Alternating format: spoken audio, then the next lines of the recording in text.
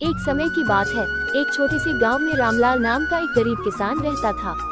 उसकी जिंदगी बहुत कठिनाइयों से भरी थी। बारिश समय पर न होने से उसकी फसलें खराब हो जाती थी और जो थोड़ी बहुत उपज होती वह साहूकार के कर्ज चुकाने में चली जाती।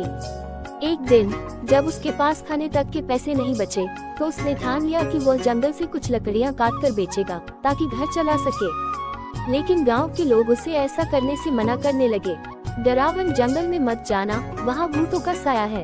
एक बुजुर्ग ने उसे चेतावनी दी, पर रामलाल की मजबूरी थी। वह कुल्हाड़ी लेकर जंगल की ओर चल पड़ा। जंगल में घुसते ही उसे अजीब सी ठंडक महसूस हुई।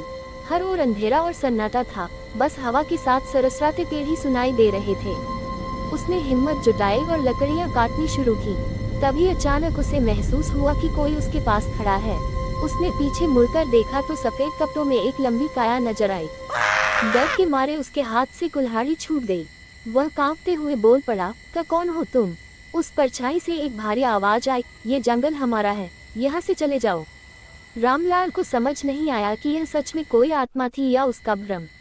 लेकिन हिम्मत करके उसने जवाब दिया, मुझे माफ कर दीजिए, मैं सिर्फ कुछ लकड़ियाँ लेने आया था। मेरे घर में खाने के लिए कुछ नहीं है। कुछ देर तक सन्नाटा छाया रहा, फिर वह आकृति धीरे धीरे इंसानी रूप में बदलने लगी। वह एक बूढ़ा आदमी था। उसने ठंडी सांस ली और बोला, मैं भी एक गरीब किसान था।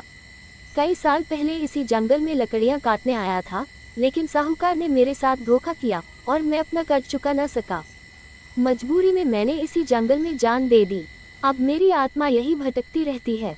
रामलाल ने दया से उसकी ओर देखा और पूछा, क्या मैं तुम्हारी कोई मदद कर सकता हूँ?